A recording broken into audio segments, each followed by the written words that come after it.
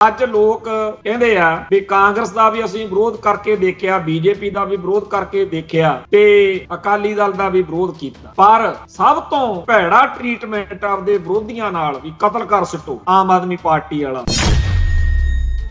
ਅਗਲਿਆਂ ਨੇ ਕਰੋੜਾਪਤੀ ਬੰਦੇ ਆਮ ਆਦਮੀ ਬਣਾ ਕੇ ਸਿਰ ਤੇ ਬਿਠਾਤੇ ਆ ਤੇ ਜਿਨ੍ਹਾਂ ਨੂੰ ਪੰਜਾਬ ਦਾ ਜਾਂ ਆਮ ਲੋਕਾਂ ਦਾ ਕੋਈ ਮਤਲਬ ਨਹੀਂ, ਕੋਈ ਮਕਸਦ ਨਹੀਂ। ਕਾਂਗਰਸ ਅਸੀਂ ਪਹਿਲਾਂ ਪ੍ਰਤਿਆਈ ਹੋਈ ਆ, ਬੀਜੇਪੀ ਬਾਰੇ ਕੋਈ ਭੁਲੇਖਾ ਨਹੀਂ, ਅਕਾਲੀ ਦਲ ਰੁਲਦਾ ਫਿਰਦਾ ਤੇ ਸਿੱਖਾਂ ਦੀ ਜਾਂ ਪੰਜਾਬ ਦੀ ਜਿਹੜੀ ਭਵਿੱਖ ਦੀ ਤਸਵੀਰ ਆ ਉਹਦੇ ਉੱਤੇ ਹੁਣ ਨਜ਼ਰ ਮਾਰ ਕੇ ਦੇਖੋ ਵੀ ਆਪਣਾ ਬਣੂ ਕੀ। ਅਸੀਂ ਇਹ ਸਵਾਲ ਉਹਨਾਂ ਲੋਕਾਂ ਨੂੰ ਕਰ ਰਹੇ ਹਾਂ ਜਿਹੜੇ ਭਾਰਤੀ ਤੰਤਰ ਦੇ ਵਿੱਚ ਯਕੀਨ ਰੱਖਦੇ ਆ, ਜਿਹੜੇ ਸਾਨੂੰ ਮਤਾਂ ਦਿੰਦੇ ਹੁੰਦੇ ਨੇ ਵੀ ਐਵੇਂ ਖਾਲਿਸਤਾਨ ਦਾ ਡਮਰੂ ਖੜਕਾਈ ਜਾਂਦੇ ਹੋ। ਭਾਰਤ ਮਾਤਾ ਨੇ ਇਹੋ ਜਿਹਾ ਪ੍ਰਬੰਧ ਕਹਿੰਦੇ ਕਰ ਦੇਣਾ, ਇੱਥੇ ਮੋਜਾਂ ਲੁੱਟਿਆ ਕਰਾਂਗੇ। ਜਿਹੋ ਜਿਹਾ ਸਿਸਟਮ ਚੱਲ ਰਿਹਾ, ਪੰਜਾਬ ਨੂੰ ਯੂਪੀ ਬਿਹਾਰ ਤੇ ਹੋਰਨਾਂ ਸੂਬਿਆਂ ਵਰਗਾ ਬਣਾ ਕੇ ਇੱਥੇ ਦੀ ਸਿਆਸੀ ਸੱਤਾ ਉੱਤੇ ਉਹਨਾਂ ਲੋਕਾਂ ਦਾ ਕਬਜ਼ਾ ਹੋਏਗਾ ਜਿਹੜੇ ਲੋਕਾਂ ਦਾ ਪੰਜਾਬ ਨਾਲ, ਪੰਜਾਬ ਦੀ ਧਰਤੀ ਨਾਲ, ਪੰਜਾਬ ਦੇ ਮਸਲਿਆਂ ਨਾਲ ਕੋਈ ਸਰੋਕਾਰ ਨਹੀਂ। ਇਹ ਦਿਨ ਬਾਕੀ ਸਿਆਸੀ ਧਿਰਾਂ ਲਿਆਉਣਾ ਚਾਹੁੰਦੀਆਂ ਸੀ, ਪਰ ਸਭ ਤੋਂ ਵਧੀਆ ਜਿਹੜਾ ਇਹਦੇ ਲਈ ਕਾਰਗਰ ਸਾਬਤ ਹੋਈ ਆ ਧਿਰ, ਉਹ ਹੋਈ ਆ ਬਾਦਲ ਧੜੇ ਵਾਲੀ ਸਾਰੀ ਰਾਜਨੀਤੀ। ਪਰ ਪੰਥ ਦੀ ਸ਼ਕਤੀ ਆ ਜਿਹੜੀ, ਕੀ ਉਹ ਇਸ ਗਧੀ ਖੇਡ ਚੋਂ ਕਦੇ ਨਿਕਲ ਸਕਦੀ ਹੈ? ਬਾਦਲ ਕਿਆਂ ਨੂੰ ਛੱਡ ਕੇ ਨਵਾਂ ਖਸਮ ਕੀਤਾ ਕੀ ਆਮ ਆਦਮੀ ਪਾਰਟੀ ਵਾਲੇ ਕੀਤਾ? ਕੀ ਉਹਨਾਂ ਨੇ ਬਾਹਰੋਂ ਅੰਦਰੋਂ ਜਿਹੜੀ ਆਪਣੀ ਸਪੋਰਟ ਲਈ, ਬਾਹਰੋਂ ਸਾਡੇ ਭਰਾਵਾਂ ਨੇ ਕੈਨੇਡਾ, ਅਮਰੀਕਾ ਤੇ ਹੋਰਨਾਂ ਮੁਲਕਾਂ ਚੋਂ ਮਣਾ ਮੂੰਹ ਮਾਇਆ ਇਹਨਾਂ ਨੂੰ ਦਿੱਤੀ ਆਮ ਆਦਮੀ ਪਾਰਟੀ ਤੇ ਪੰਜਾਬ ਦੇ ਵਿੱਚ ਹਰ ਪਰਿਵਾਰ ਨੂੰ ਫੋਨ ਬਾਹਰੋਂ ਆਏ ਕਿ ਐਤਕੀ ਆਮ ਆਦਮੀ ਪਾਰਟੀ ਦੀ ਹਮਾਇਤ ਕਰਨੀ ਆ, ਆਪਾਂ ਆਹ ਕਾਰਜ ਕਰਾਵਾਂਗੇ। ਅਗਲਿਆਂ ਨੇ ਆਪਾਂ ਨੂੰ ਨੈਪਕਿਨ ਪੇਪਰ ਵਾਂਗੂ ਪੰਥ ਨੂੰ ਵਰਤ ਕੇ ਆਓ ਮਾਰੇ। ਮੈਂ ਮੁਕੰਮਲ ਤੌਰ ਤੇ ਖਾਲਿਸਤਾਨ ਦਾ ਹਮਾਇਤੀ ਹਾਂ। ਮੈਨੂੰ ਇਸ ਗੱਲ 'ਚ ਉੱਕਾ ਹੀ ਕੋਈ ਭਰੋਸਾ ਨਹੀਂ ਕਿ ਭਾਰਤੀ ਨਿਜ਼ਾਮ 'ਚ ਕੋਈ member panchayat, MLA, MP, CM, TM ਬਣ ਕੇ ਕੁਝ ਕੀਤਾ ਜਾ ਸਕਦਾ। ਬਹੁਤ ਸਾਰੇ ਸਾਡੀ ਕੌਮ ਦੇ ਬੰਦੇ ਜਿਹੜੇ ਵਿਚਾਰੇ ਹਕੀਕਤ ਪਸੰਦ ਨਹੀਂ ਹੈਗੇ, ਜਿਹੜੇ ਖਿਆਲੀ ਦੁਨੀਆ 'ਚ ਰਹਿੰਦੇ, ਉਹਨਾਂ ਨੂੰ ਲੱਗਦਾ ਕਿ ਨਹੀਂ ਜੀ ਖਾਲਿਸਤਾਨ ਤਾਂ ਕਦੇ ਬਣਨਾ ਹੀ ਨਹੀਂ ਤੇ ਹਿੰਦੁਸਤਾਨ ਨੇ ਕਦੇ ਟੁੱਟਣਾ ਹੀ ਨਹੀਂ ਤੇ ਆਪਾਂ ਇਸ ਕਰਕੇ ਇਹ ਖਾਲਿਸਤਾਨੀਆਂ ਦੇ ਉਲਟ ਝੰਡਾ ਗੱਡੀ ਰੱਖੋ। ਟੀਵੀ 84 ਉੱਤੇ ਪ੍ਰੋਗਰਾਮ ਖਬਰ ਦੀ ਖਬਰ ਦੇਖ ਰਿਹਾ ਹੈ ਸਾਰੇ ਦਰਸ਼ਕਾਂ ਨੂੰ ਮੈਂ ਸਰਬਜੀਤ ਸਿੰਘ ਘੁਮਾਣ ਫਤਿਹ ਅਰਜ ਕਰਦਾ ਜੀ। ਵਾਹਿਗੁਰੂ ਜੀ ਕਾ ਖਾਲਸਾ, ਵਾਹਿਗੁਰੂ ਜੀ ਕੀ ਫਤਿਹ। ਆਮ ਆਦਮੀ ਪਾਰਟੀ ਨੇ ਰਾਜ ਸਭਾ ਦੀ ਜ਼ਿਮਨੀ ਚੋਣ ਲਈ ਰਜਿੰਦਰ ਗੁਪਤਾ ਨੂੰ ਜਿਹੜਾ ਉਮੀਦਵਾਰ ਬਣਾਇਆ, ਉਹਦੀ ਬੜੀ ਚਰਚਾ ਹੋ ਰਹੀ ਆ ਕਿ ਇਹ ਕਿਹੋ ਜਿਹਾ ਆਮ ਆਦਮੀ ਪਾਰਟੀ ਆ ਜਿਹਦੇ ਕੋਲੇ ਦੌਲਤ ਦਾ ਅੰਬਾਰ। ਪਰ ਆਮ ਆਦਮੀ ਪਾਰਟੀ ਨੇ ਨੌ ਬਸ਼ੱਕ ਆਪਦਾ ਆਮ ਆਦਮੀ ਪਾਰਟੀ ਰੱਖਿਆ ਹੋਇਆ, ਪਰ ਬੀਤੇ ਦੌਰ ਦੇ ਵਿੱਚ ਇਹੋ ਜਿਹੀ ਕੋਈ ਗੱਲ ਦਿਖੀ ਦੁਖੀ ਨਹੀਂ ਕਦੇ। ਆਮ ਆਦਮੀ ਪਾਰਟੀ ਨੇ ਜਿੰਨੀਆਂ ਵੀ, ਜਦੋਂ ਵੀ ਕਿਤੇ ਉਹਨਾਂ ਨੂੰ ਲੋੜ ਲੱਗੀ ਆ, ਉਹਨਾਂ ਨੇ ਹਮੇਸ਼ਾ ਰੱਜੇ ਪੁੱਜੇ ਅਮੀਰ ਲੋਕ ਲੱਭ ਕੇ, ਚਾਹੇ ਉਹ ਸੰਜੀਵ ਅਰੋੜਾ ਅਰਬਾਂਪਤੀ ਆ, ਅਸ਼ੋਕ ਮਿੱਤਲ ਲਵਲੀ ਯੂਨੀਵਰਸਿਟੀ ਵਾਲਾ ਅਰਬਾਂਪਤੀ, ਵਿਕਰਮਜੀਤ ਸਿੰਘ ਸਾਹਨੀ ਮੇਰੇ ਕੋਲ ਉਹਦਾ ਨਾਮ, ਉਹ ਵੀ ਇੱਕ ਬਹੁਤ ਵੱਡਾ ਇੰਡਸਟਰੀਅਲਿਸਟ ਅਰਬਾਂਪਤੀ। ਰਾਘਵ ਚੱਡਾ ਵੀ ਕਰੋੜਾਪਤੀ ਆ, ਹਰਭਜਨ ਸਿੰਘ ਅਰਬਾਂਪਤੀ ਆ। ਹੁਣ ਰਜਿੰਦਰ ਗੁਪਤਾ ਵੀ ਅਰਬਾਂਪਤੀ ਆ। ਪਰ ਸਾਡਾ ਇੱਕ ਮਸਲਾ, ਸਾਡੀ ਜਿਹੜੀ ਗੱਲ ਇੱਥੇ ਕਰਨ ਦੀ ਆ ਕੀ ਆ ਕਿ ਇਹ ਉਹੀ ਟਰਾਈਡੈਂਟ ਵਾਲਾ ਰਜਿੰਦਰ ਗੁਪਤਾ ਜਿਹਦੇ ਧੌਲਾ, ਬਰਨਾਲਾ, ਸਹਿਣਾ ਇਲਾਕੇ ਦੇ ਵਿੱਚ ਇੱਕ ਵਾਰੀ ਜਦੋਂ ਇਹਨੇ ਫੈਕਟਰੀ ਲਾਉਣੀ ਸੀ, ਉਦੋਂ ਪੂਰੇ ਪੰਜਾਬ ਨੇ ਇਹਦਾ ਠੋਕਵਾਂ ਵਿਰੋਧ ਕੀਤਾ ਸੀ ਤੇ ਮੌਕੇ ਦੀ ਸਰਕਾਰ ਨੇ ਰਜਿੰਦਰ ਗੁਪਤਾ ਦੇ ਹੱਕ ਵਿੱਚ ਆਮ ਲੋਕਾਂ ਤੇ ਜ਼ੁਲਮ ਕੀਤਾ ਸੀ। ਜਿਹੜੇ ਲੋਕਾਂ ਦੇ ਛਿੱਤਰ ਫਿਰਿਆ, ਉਹਨਾਂ ਆਮ ਲੋਕਾਂ ਨੂੰ ਅੱਜ ਬੜੀ ਹੈਰਾਨੀ ਹੁੰਦੀ ਹੋਊਗੀ ਕਿ ਅਸੀਂ ਕਾਹਦੇ ਆਮ ਲੋਕ ਤਾਂ ਬਣ ਗਿਆ ਕਰੋੜਾਪਤੀ, ਅਰਬਾਂਪਤੀ ਰਜਿੰਦਰ ਗੁਪਤਾ। ਸੋ ਇਹ ਗੱਲ ਦੱਸਣ ਦਾ ਜਾਂ ਛੇੜਨ ਦਾ ਸਾਡਾ ਭਾਵ ਇਹ ਨਹੀਂ ਹੈਗਾ ਕਿ ਆਮ ਆਦਮੀ ਪਾਰਟੀ ਬਹੁਤ ਮਾੜੀ ਹੈ ਤੇ ਬਾਕੀ ਬੜੀਆਂ ਚੰਗੀਆਂ ਨੇ। ਸੱਚਾਈ ਇਹ ਆ ਕਿ ਨਾਂ ਰੱਖਣ 'ਚ ਜਾਂ ਗੱਲਾਂ ਬਾਤਾਂ ਕਰਨ 'ਚ ਸਾਰੇ ਹੀ ਇੱਕੋ ਜਿਹੇ ਨੇ ਕਿ ਇਹ ਸਾਰੇ ਦੇ ਸਾਰੇ ਲੋਕ ਪੰਜਾਬੀਆਂ ਨੂੰ, ਸਿੱਖਾਂ ਨੂੰ, ਭਾਰਤੀਆਂ ਨੂੰ ਕਿਵੇਂ ਉੱਲੂ ਬਣਾਇਆ ਜਾਵੇ, ਇਸ ਗੱਲ ਦੇ ਮਾਸਟਰ ਨੇ। ਬੀਜੇਪੀ ਹੋਵੇ, ਕਾਂਗਰਸ ਹੋਵੇ ਜਾਂ ਕੋਈ ਹੋਰ, ਜਿਹੜਾ ਬੰਦਾ ਭਾਰਤੀ ਸਿਆਸਤ ਵਿੱਚ ਲੋਕਾਂ ਨੂੰ ਸਭ ਤੋਂ ਵਧੀਆ ਤਰੀਕੇ ਨਾਲ ਬੇਵਕੂਫ ਬਣਾ ਸਕਦਾ, ਉਹ ਵੱਧ MLA ਜਾਂ MP ਬਣਾ ਕੇ ਸੱਤਾ ਜਿਹੜੀ ਆ ਆਪਦੇ ਹੱਥ ਵਿੱਚ ਕਰਕੇ ਫਿਰ ਉਹ ਨਜ਼ਾਰੇ ਲੁੱਟਦਾ। ਇਸ ਮੁਲਕ ਦੀ ਕਿਸੇ ਵੀ ਸਿਆਸੀ ਪਾਰਟੀ ਦੀ ਕੋਈ ਵਿਚਾਰ ਵਿਚੂਰਧਾਰਾ ਨਹੀਂ ਹੈਗੀ। ਕਿਸੇ ਵੇਲੇ ਹੁੰਦੀਆਂ ਸੀ ਵਿਚਾਰਧਾਰਾ ਵਾਲੀਆਂ ਪਾਰਟੀਆਂ, ਹੁਣ ਤਾਂ ਸ਼੍ਰੋਮਣੀ ਅਕਾਲੀ ਦਲ ਦੇ ਜਿਹੜੇ ਬਹੁਤੇ ਆਗੂ ਨੇ ਉਹ ਵੀ ਪਿੱਟਦੇ ਫਿਰਦੇ ਆ। ਔਰ ਇਹ ਗੱਲ ਵੀ ਕਮਾਲ ਦੀ ਹੈ, ਜਦੋਂ ਉਹ ਲੋਕ ਬਾਦਲ ਧੜੇ ਨਾਲ ਹੁੰਦੇ ਸੀ, ਉਦੋਂ ਜਦੋਂ ਕੋਈ ਲੋਕ ਉਹਨਾਂ ਨੂੰ ਟੋਕਦਾ ਸੀ ਜਾਂ ਕਹਿੰਦੇ ਸੀ ਲੋਕ ਵੀ ਤੁਸੀਂ ਹੁਣ ਆਹ ਨਹੀਂ ਕਰਦੇ, ਤੁਸੀਂ ਹੁਣ ਆਹ ਕਰਦੇ ਹੋ, ਉਦੋਂ ਬੜਾ ਟੁੱਟ ਕੇ ਪੈਂਦੇ ਸੀ। ਉਦੋਂ ਕਹਿੰਦੇ ਸੀ ਲੈ ਵੀ ਅਸੀਂ ਤਾਂ ਬੜੇ ਪੰਥਕ। ਪਰ ਅੱਜ ਦੀ ਤਰੀਕ ਵਿੱਚ ਜਿਹਨੂੰ ਮਰਜ਼ੀ ਛੇੜ ਲਓ, ਉਹ ਕਹਿੰਦੇ ਆ ਜੀ ਅਸੀਂ ਫਿਰ ਉਹਨਾਂ ਨੂੰ ਉਦੋਂ ਛੱਡਿਆ ਜਦੋਂ ਉਹ ਪੰਥ ਦੀ ਗੱਲ ਕਰਨੋਂ ਹਟ ਗਏ, ਕੌਮ ਦੇ ਮੁੱਦੇ ਚੱਕਣੋਂ ਹਟ ਗਏ। ਸਿੱਖ ਹੱਕਾਂ ਦੀ ਲੜਾਈ ਤਾਂ ਖੇਤਰੀ ਪਾਰਟੀ ਹੋਣ ਦੇ ਨਾਤੇ ਅਕਾਲੀਆਂ ਨੇ ਲੜਨੀ ਹੁੰਦੀ ਸੀ, ਫੇਰ ਜੀ ਉਹ ਐਂ ਹੋ ਗਏ।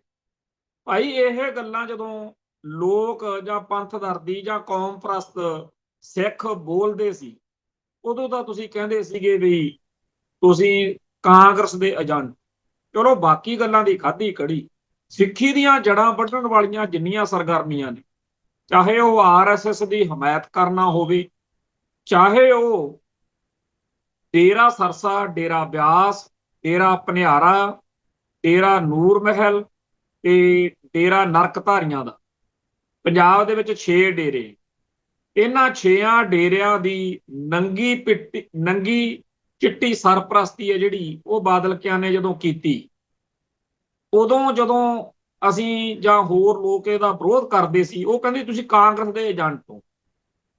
ਮਤਲਬ ਕਿ ਇਹ ਗੱਲ ਬੜੀ ਕਮਾਲ ਦੀ ਹੈ ਕਿ ਜੇਕਰ ਕੋਈ ਸਿੱਖਾਂ ਦਾ ਮੁੰਡਾ ਉੱਠ ਕੇ ਆਪਦੀ ਪਾਰਟੀ, ਕਿਉਂਕਿ ਪੰਥ ਦੀ ਪਾਰਟੀ ਤਾਂ ਅਕਾਲੀ ਦਲ ਮੰਨਿਆ ਜਾਂਦਾ ਰਿਹਾ, ਅਕਾਲੀ ਦਲ ਨੂੰ, ਅਕਾਲੀਆਂ ਨੂੰ ਕਵੇ ਕਿ ਯਾਰ ਆਹ ਕੰਮ ਆਪਾਂ ਗਲਤ ਕਰਨ ਲੱਗੇ ਹੋਏ ਆਪਾਂ, ਤੇ ਉਹਨੂੰ ਕਹੀਏ ਵੀ ਚੁੱਪ ਕਰ ਜਾ, ਮਤਲਬ ਬਲੈਕਮੇਲ ਕਰਨਾ, ਵੀ ਇੰਨੀ ਗੰਦੀ ਗੱਲ ਕਹੋ, ਬੰਦਾ ਚੀਕਾਂ ਮਾਰਦਾ ਫਿਰੇ ਕਿ ਯਾਰ ਮੈਨੂੰ ਕਾਂਗਰਸ ਦਾ ਏਜੰਟ ਕਹਿਣਗੇ, ਆਪਾਂ ਇਹ ਗੱਲ ਹੀ ਨਾ। ਜੇ ਸਿੱਖਾਂ ਦੇ ਮੁੰਡਿਆਂ ਨੇ ਕਿਹਾ ਕਿ ਭਾਈ ਪੰਜਾਬ ਦੀ ਧਰਤੀ ਉੱਤੇ ਯੂਪੀ ਬਿਹਾਰ ਦੇ ਲੋਕਾਂ ਦਾ ਇੰਨਾ ਜ਼ਿਆਦਾ ਫਲੋ ਹੋ ਰਿਹਾ, ਤੁਸੀਂ ਕਰ ਕੀ ਰਹੇ?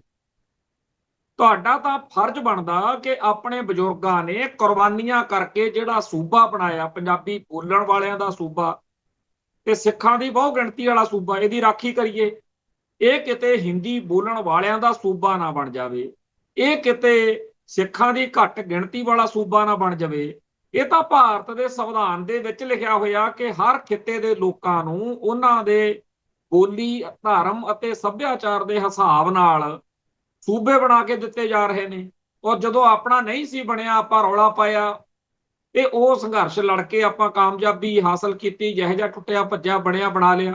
ਹੁਣ ਇੱਥੇ ਜੇਕਰ ਉਹ ਸਾਰੇ ਕਾਰਨ ਆ ਰਹੇ ਨੇ ਜਿਹਦੇ ਨਾਲ ਨਾ ਇਹ ਸਿੱਖਾਂ ਦੀ ਬਹੁ ਗਿਣਤੀ ਵਾਲਾ ਸੂਬਾ ਰਹੇਗਾ, ਨਾ ਇਹ ਪੰਜਾਬੀ ਬੋਲਣ ਵਾਲਿਆਂ ਦਾ ਸੂਬਾ ਰਹੇਗਾ, ਤੇ ਇਹਦੇ ਬਾਰੇ ਜੇਕਰ ਕੋਈ ਸਿੱਖਾਂ ਦਾ ਮੁੰਡਾ ਇਤਰਾਜ਼ ਕਰਦਾ, ਉਹਨੂੰ ਕਹਿੰਦੇ ਤੂੰ ਕਾਂਗਰਸ ਦਾ ਏਜੰਟ। ਜੇ ਕਿਸੇ ਨੇ ਕਿਹਾ ਕਿ ਸਿੱਖ ਰਹਿਤ ਮਰਿਆਦਾ ਉੱਤੇ ਪਹਿਰਾ ਤਾਂ ਸਾਰੀ ਕੌਮ ਨੇ ਦੇਣਾ, ਪਰ ਸਭ ਤੋਂ ਵੱਧ ਜ਼ਿੰਮੇਵਾਰੀ ਅਕਾਲੀਆਂ ਦੀ ਆ, ਕਿਉਂਕਿ ਅਕਾਲੀ ਜਥੇ ਜਦੋਂ ਪਹਿਲਾਂ ਸ਼ੁਰੂ 'ਚ ਬਣੇ, ਉਹਨਾਂ ਦਾ ਕੰਮ ਹੀ ਇਹ ਸੀ ਕਿ ਸ਼੍ਰੋਮਣੀ ਗੁਰਦੁਆਰਾ ਪ੍ਰਬੰਧਕ ਕਮੇਟੀ ਦੇ ਰਾਹੀਂ ਗੁਰਮਤਿ ਦਾ ਪ੍ਰਚਾਰ ਪ੍ਰਸਾਰ ਕਰਨਾ, ਤੇ ਹੌਲੀ ਹੌਲੀ ਰਾਜਨੀਤਿਕ ਖੇਤਰ ਦੇ ਵਿੱਚ ਪਹਿਲਾਂ ਤਾਂ ਸ਼੍ਰੋਮਣੀ ਕਮੇਟੀ ਦੇ ਮੈਂਬਰ ਦੀ ਜ਼ਿਆਦਾ ਚੜ੍ਹਤ ਹੁੰਦੀ ਸੀ MLA MP ਨਾਲੋਂ, ਤੇ ਸਮੇਂ ਦੇ ਨਾਲ ਨਾਲ ਜਦੋਂ ਇਹ ਅਕਾਲੀ ਦਲ ਲੋਕਾਂ ਨੂੰ ਸੱਤਾ ਦਿਵਾਉਣ ਜੋਗਾ ਹੋ ਗਿਆ ਪੰਜਾਬ 'ਚ, ਆਪਾਂ ਵੀ ਪੰਥ ਨੇ, ਸੰਗਤ ਨੇ ਸੋਚਿਆ ਕਿ ਸਾਡੇ ਵੀ ਮੁੱਖ ਮੰਤਰੀ ਬਣਨੇ ਚਾਹੀਦੇ ਆ, ਬਣੋ ਭਾਈ। ਇਹ ਜਦੋਂ ਸੱਤਾ ਵਿੱਚ ਆਉਣ ਤੋਂ ਬਾਅਦ ਜਾਂ ਸੱਤਾ ਲੈਣ ਦੇ ਲਾਲਚ ਵਿੱਚ ਜਦੋਂ ਅਕਾਲੀ ਦਲ ਨੇ ਸਿੱਖ ਰਹਿਤ ਮਰਿਆਦਾ ਨੂੰ ਪੈਰਾਂ ਹੇਠ ਰੋਲ ਕੇ, ਤਿਲਕ ਲਵਾ ਕੇ, ਟੱਲੀਆਂ ਖੜਕਾ ਕੇ, ਦੇਵੀਆਂ ਦੇ ਭਜਨ ਜਗਰਾਤਿਆਂ 'ਚ ਜਾ ਕੇ ਹਰ ਉਹ ਕੰਮ ਜਿਹੜਾ ਗੁਰੂ ਸਾਹਿਬ ਨੇ ਮਨਾ ਕੀਤਾ ਹੋਇਆ, ਜਿਹਦੇ ਬਾਰੇ ਠੋਕ ਵਜਾ ਕੇ ਕਿਹਾ ਹੋਇਆ ਕਿ ਜਬ ਲਗ ਖਾਲਸਾ ਰਹੇ ਨਿਆਰਾ, ਤਬ ਲਗ ਤੇਜ ਦੇਉ ਮੈਂ ਸਾਰਾ, ਜਬ ਜੇ ਗਹਿ ਵਿਪਨ ਕੀ ਰੀ, ਮੈਂ ਨਾ ਕਰੂੰ ਇਨਕੀ ਪ੍ਰਤੀ। ਉਹ ਸਾਰੇ ਕੰਮ ਜਿਨ੍ਹਾਂ ਬਾਰੇ ਸਿੱਖ ਰਹਿਤ ਮਰਿਆਦਾ ਕੱਲੇ ਕੱਲੇ ਸਿੱਖ ਨੂੰ ਕਹਿੰਦੀ ਆ ਕਿ ਇਹ ਨਹੀਂ ਕਰਨੇ, ਉਹ ਜਦੋਂ ਅਕਾਲੀ ਦਲ ਕਰਨ ਲੱਗਿਆ ਤੇ ਜੇ ਕਿਸੇ ਸਿੱਖਾਂ ਦੇ ਮੁੰਡੇ ਨੇ ਟੋਕਤਾ, ਕਹਿੰਦੇ ਤੂੰ ਤਾਂ ਕਾਂਗਰਸ ਦਾ ਏਜੰਟ। ਹੁਣ ਕਾਂਗਰਸ ਨੇ ਤਾਂ ਸਾਡੇ ਗੁਰਧਾਮ ਢਾਹੇ, ਸਾਡੇ ਗਲਾਂ 'ਚ ਟਾਇਰ ਪਾਏ, ਸਾਡੀ ਕੌਮ ਨੂੰ ਅੱਤਵਾਦੀ, ਟੈਰਰਿਸਟ, ਦਹਿਸ਼ਤਗਰਦ, ਰੈਡੀਕਲ, ਪਾਕਿਸਤਾਨ ਦੇ ਏਜੰਟ ਕਹਿ ਕੇ ਮਾਰਿਆ। ਉਹਦਾ ਏਜੰਟ ਕੌਣ ਕਹਾਵੇ ਜੀ? ਇਸ ਕਰਕੇ ਸਿੱਖ ਜਿਹੜੇ ਸੀ ਉਹ ਵਿਚਾਰੇ ਡਰ ਗਏ ਜਾਂ ਚੁੱਪ ਕਰਨ ਲੱਗੇ ਵੀ ਆਪਾਂ ਨੂੰ ਐਵੇਂ ਗੰਦ ਵਕਣਗੇ। ਉਸ ਮੌਕੇ ਅਕਾਲੀ ਲਾਣੇ ਨੇ ਇਹ ਨਹੀਂ ਸੋਚਿਆ ਕਿ ਇਹ ਲੋਕ ਜੇ ਚੁੱਪ ਕਰ ਜਾਣਗੇ ਤਾਂ ਸਾਡੀ ਵੋਟ ਮਾਰ ਦੇਣਗੇ, ਇਹ ਵੋਟ ਨਹੀਂ ਪਏਗੀ। ਉਹ ਸਾਰੀ ਪੰਥਕ ਵੋਟ, ਉਹ ਜਿਹੜੀ ਕੌਮ ਪ੍ਰਸਤ ਵੋਟ ਹਮੇਸ਼ਾ ਅਕਾਲੀ ਦਲ ਨੂੰ ਪੈਂਦੀ ਸੀ, ਉਹ ਕਿੱਧਰ ਗਈ? ਉਹ ਐਸ ਆਮ ਆਦਮੀ ਪਾਰਟੀ ਨੂੰ ਸੱਤਾ 'ਚ ਲਿਆਉਣ ਦਾ ਕਾਰਨ ਬਣੀ, ਜਿਹਦੇ ਰਾਜ ਵਿੱਚ ਆਏ ਦਿਨ ਆਪਣੀ ਕੌਮ ਜਿਹੜੀ ਆ, ਸਿੱਖ ਕੌਮ, ਉਹਦੇ ਹੱਕਾਂ ਤੇ ਹਿੱਤਾਂ ਦਾ ਘਾਣ ਹੋ ਰਿਹਾ। ਕੋਈ ਸੁਣਵਾਈ ਨਹੀਂ, ਬੰਦੇ ਮਰ ਰਹੇ ਨੇ। ਲਾ ਐਂਡ ਆਰਡਰ ਦੀ ਤਾਂ ਗੱਲ ਜਿਹੜੀ ਆ ਉਹ ਸਭ ਦੇ ਸਾਹਮਣੇ ਹੈ ਕਿ ਕਿਵੇਂ ਸ਼ਰੇਆਮ, ਜੇਕਰ ਕੋਈ ਸੱਚੀ ਗੱਲ ਕਰਦਾ, ਉਹ ਫੈਕਟਰੀਆਂ ਦੇ ਵਿੱਚ ਜਾਂ ਪੋਲਿਊਸ਼ਨ ਦੇ ਰਾਹੀਂ ਜਿਵੇਂ ਇੱਥੋਂ ਘਾਣ ਹੋ ਰਿਹਾ, ਉਹਦੀ ਆਵਾਜ਼ ਬੁਲੰਦ ਕਰਦੇ ਬੰਦੇ ਨੂੰ ਧਮਕੀ ਕੀ ਆਉਂਦੀ ਆ ਜੇਲ੍ਹ ਚੋਂ ਕਿ ਖੁਸ਼ਿੰਦਰ ਸਿਆਂ, ਹੁਣ ਤੂੰ ਸੋਚ ਲਾ ਬਈ ਫੈਕਟਰੀਆਂ ਬੰਦ ਕਰਵਾਉਣੀਆਂ ਨੇ ਜਾਂ ਕੰਮ ਕਰਨਾ ਆਪਦਾ, 1 ਗ੍ਰਾਮ ਚਿੱਟੇ ਦੇ ਬਦਲੇ ਬੰਦਾ ਮਾਰ ਦਿੰਦੇ ਆ, ਦੇਖ ਲਾ ਕੀ ਕਰਨਾ। ਇਹ ਰੋਪੜ ਜੋ ਜੇਲ੍ਹ ਚੋਂ ਉਸ ਖੁਸ਼ਿੰਦਰ ਸਿੰਘ ਨੂੰ ਧਮਕੀ ਆਈ ਆ, ਜਿਹੜਾ ਜਾਗਰਤੀ ਫੈਲਾ ਰਿਹਾ ਸੀ। ਫੈਲਾ ਲਓ ਜਾਗਰਤੀਆਂ। ਤੇ ਆ ਜਿਹੜਾ ਚੱਲ ਰਿਹਾ ਸਿਸਟਮ ਆ, ਇਹਦੇ ਵਿੱਚ ਪਰਸੋਂ ਚੌਥੇ ਸਹਿਣੇ ਦੇ ਵਿੱਚ, ਬਰਨਾਲੇ ਸਹਿਣਾ ਭਦੌੜ ਇਹ ਬੈਲਟ ਆ ਜਿਹੜੀ, ਸਹਿਣੇ ਦੇ ਵਿੱਚ ਇੱਕ ਨੌਜਵਾਨ ਦਾ ਜਿਸ ਤਰੀਕੇ ਨਾਲ ਕਤਲ ਹੋਇਆ, ਉਹਦੇ ਵਿੱਚ ਲੋਕਲ ਐਮਐਲਏ ਲਾਭ ਸਿੰਘ ਉਗੋਕੇ ਦਾ ਸ਼ਰੇਆਮ ਜ਼ਿਕਰ ਹੋ ਰਿਹਾ। ਪਰ ਪੂਰੀ ਪੰਜਾਬ ਸਰਕਾਰ ਠੋਕ ਵਜਾ ਕੇ ਕਹਿੰਦੀ ਆ ਕਿ ਅਸੀਂ ਉਸ ਲਾਭ ਸਿੰਘ ਉਗੋਕੇ ਦੇ ਨਾਲ ਕਰ ਲੋ ਕੀ ਕਰ ਹੁੰਦਾ। ਤੇ ਇਸ ਗੱਲ ਵਿੱਚ ਬਿਲਕੁਲ ਉਹੀ ਸਟਾਈਲ ਆ ਸਰਕਾਰ ਦਾ, ਜਿਹੜਾ ਸਟਾਈਲ ਸਿੱਧੂ ਮੂਸੇਵਾਲੇ ਦੇ ਕਤਲ ਮੌਕੇ ਸੀ ਕਿ ਕਾਤਲਾਂ ਖਿਲਾਫ ਕਾਰਵਾਈ ਕਰ ਤਾਂ ਰਹੇ ਹਾਂ, ਹੋਰ ਕੀ ਕਰਦੀ। ਅਸੀਂ ਉਦੋਂ ਵੀ ਕਿਹਾ ਸੀ ਕਿ ਇਹ ਸਰਕਾਰ ਪਹਿਲਾਂ ਵਾਲੀਆਂ ਨਾਲੋਂ ਵੀ ਨਿਕੰਮੀ ਹੈ। ਜਿਵੇਂ ਦੀਪ ਸਿੱਧੂ ਕਹਿੰਦਾ ਹੁੰਦਾ ਸੀ, ਇਹ ਤਾਂ ਭਗਤ ਸਿੰਘ ਦੀ ਪੱਗ ਬੰਨੀ ਫਿਰਦਾ ਭਗਵੰਤ ਮਾਨ, ਇਹ ਤਾਂ ਬਿਆੰਤੇ ਨਾਲੋਂ ਵੀ ਵੱਧ ਬੁੱਚੜਪੁਣਾ ਕਰੂ।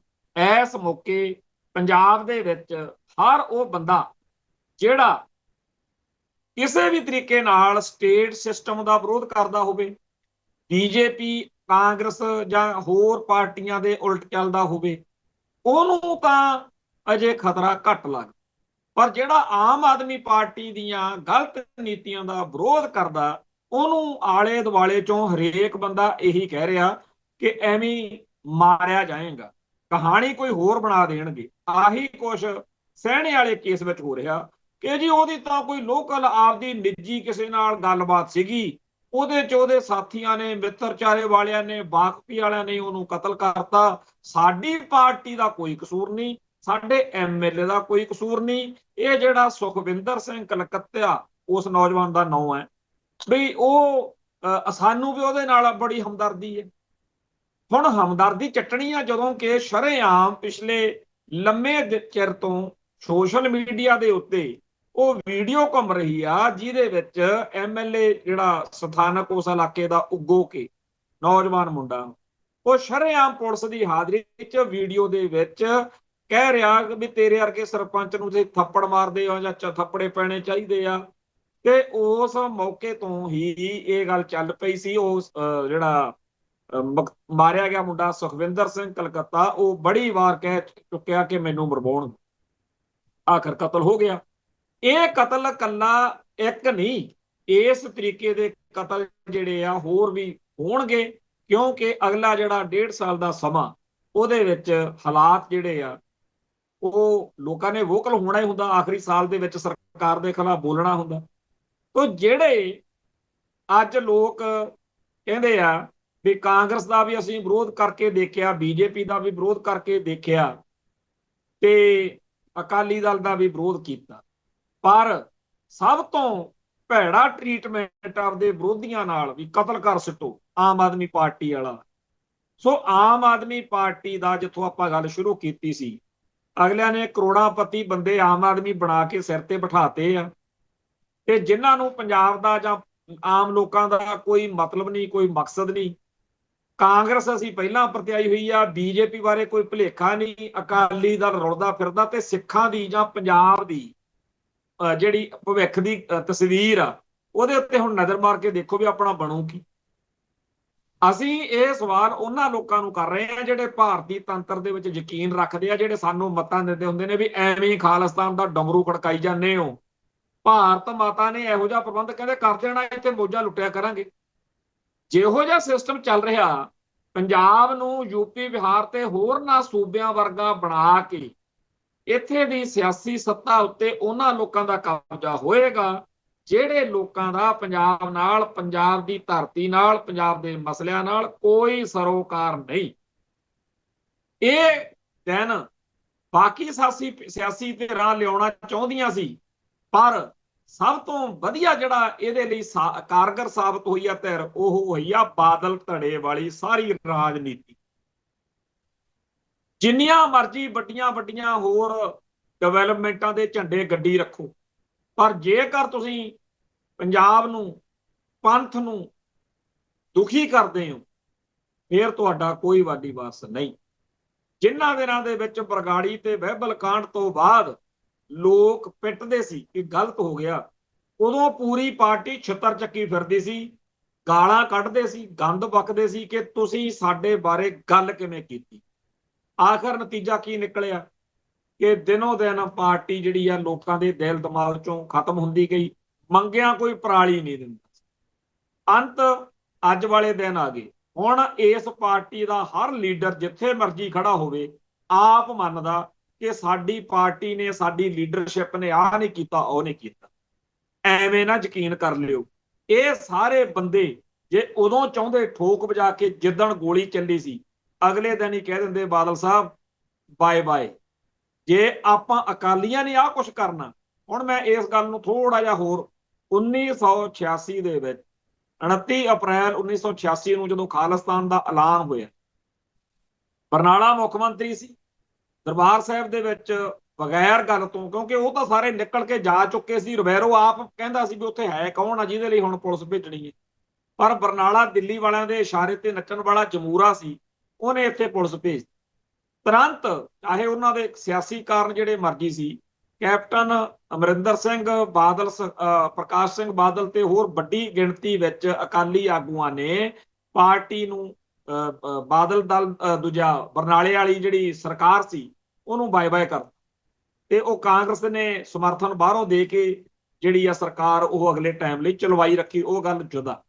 ਪਰ ਜੇਕਰ ਉਦੋਂ ਪੰਜਾਬ ਦਾ, ਪੰਥ ਦਾ ਦਰਦ ਮੰਨ ਕੇ ਐਡੀ ਵੱਡੀ ਗਿਣਤੀ ਵਿੱਚ ਵਿਧਾਇਕ ਬਰਨਾਲੇ ਨੂੰ ਤਿਆਗ ਸਕਦੇ ਹੈ, ਤਾਂ ਜਦੋਂ ਬਰਗਾੜੀ ਗੋਲੀ ਚੱਲੀ ਸੀ ਉਦੋਂ ਕਿਉਂ ਨਹੀਂ ਤਿਆਗਿਆ? ਤਿਆਗਣਾ ਤਾਂ ਉਦਣ ਬਣਦਾ ਸੀ ਵੈਸੇ ਜਿੱਦਣ ਬਹਿਬਲ, ਜਿੱਦਣ ਬੁਰਜ ਜਵਾਹਰ ਕੇ ਤੋਂ ਸਰੂਪ ਚੋਰੀ ਹੋਇਆ 1 ਜੂਨ 2015 ਨੂੰ। 1 ਜੂਨ 2015 ਤੋਂ ਅਗਲੇ 2-3 ਮਹੀਨੇ ਜਦੋਂ ਉਸ ਇਲਾਕੇ ਦੇ ਵਿੱਚ ਲੋਕ ਕਲਪਦੇ ਫਿਰਦੇ ਸੀ, ਜਦੋਂ ਸ਼ਰੇਆਮ ਸਰਸੇ ਵਾਲੇ ਲੈਟਰ ਪੈਡ ਲਾ ਕੇ, ਪੋਸਟਰ ਲਾ ਕੇ, ਗੰਦੀਆਂ ਗਾਲਾਂ ਕੱਢ ਕੇ ਸਿੱਖਾਂ ਨੂੰ ਜਲੀਲ ਕਰ ਰਹੇ ਸੀ ਕਿ ਤੁਹਾਡਾ ਗੁਰੂ ਸਾਡੇ ਕੋਲ ਆ, ਇਹ ਸਾਰੇ ਲੋਕ ਜਿਹੜੇ ਅੱਜ ਭਲੇ ਪੁਰਸ਼ ਬਣ ਕੇ ਦਿਖਾ ਰਹੇ ਨੇ ਕਿ ਸਾਡੀ ਉਦੋਂ ਸੁਣਵਾਈ ਨਹੀਂ ਸੀ, ਉਦੋਂ ਕੀ ਕਰਦੇ ਰਹੇ? ਜਿਹੜੇ ਲੋਕ ਪੰਥ ਨੂੰ, ਕੌਮ ਨੂੰ ਪਿਆਰ ਕਰਦੇ ਹੁੰਦੇ ਆ ਨਾ, ਉਹਨਾਂ ਨੂੰ ਇਹੋ ਜਿਹੇ ਐਂ ਨਹੀਂ ਹੁੰਦਾ ਹੈਗਾ ਕਿ ਹੁਣ ਆਪਾਂ ਡੀਕੀਏ। ਸੋ ਜਦੋਂ ਅਗਲੇ ਆਪਾਂ ਦਿਨਾਂ ਦੇ ਵਿੱਚ ਦੇਖਿਆ ਕਿ ਇਹ ਲੋਕ ਬਾਦਲ ਦੇ, ਸੁਖਬੀਰ ਦੇ ਝੰਡੇ ਹੇਠ ਖੜ ਕੇ ਜਦੋਂ ਵੀ ਕੋਈ ਬਰਗਾੜੀ ਬਹਿਬਲ ਦੀ ਗੱਲ ਕਰਦਾ ਸੀ, ਉਹਦੇ ਖਿਲਾਫ ਜੋ ਕੁਝ ਕਰਦੇ ਕਰਾਉਂਦੇ ਰਹੇ, ਉਹਦਾ ਨਤੀਜਾ ਅੱਜ ਇਹ। ਹੁਣ ਇਹ ਗੱਲਾਂ ਅੱਜ ਕਿਉਂ ਛੇੜੀਆਂ ਗਈਆਂ ਨੇ ਕਿ ਭਾਈ ਜੇਕਰ ਆਪਾਂ ਇਹਨਾਂ ਸਾਰਿਆਂ ਤੇ ਕਾਟੀ ਲਾ ਚੁੱਕੇ ਹਾਂ, ਬੀਜੇਪੀ ਸਾਨੂੰ ਮਨਜ਼ੂਰ ਨਹੀਂ, ਕਾਂਗਰਸ ਸਾਡੇ ਪੱਖ ਦੀ ਨਹੀਂ, ਆਮ ਆਦਮੀ ਪਾਰਟੀ ਦਾ ਜਲਵਾ ਆਪਾਂ ਦੇਖ ਚੁੱਕੇ ਹਾਂ, ਤੇ ਬਾਦਲ ਕੇ ਆ ਜਿਹੜੇ, ਉਹਨਾਂ ਦੇ ਪੱਲੇ ਕੁਛ ਰਿਹਾ ਨਹੀਂ, ਤੇ ਆ ਜਿਹੜੀ ਇਹਨਾਂ ਚੋਂ ਨਿਕਲਿਆ ਹੋਇਆ ਨੇ ਇੱਕ ਨਵੀਂ ਧਿਰ ਖੜੀ ਕੀਤੀ ਆ, ਉਹਦਾ ਆਪਾਂ ਨੂੰ ਪਤਾ ਹੀ ਆ ਵੀ ਉਹ ਤਾਂ ਉਹਨਾਂ ਦੇ ਵਿੱਚੋਂ ਹੀ ਆਏ ਨੇ।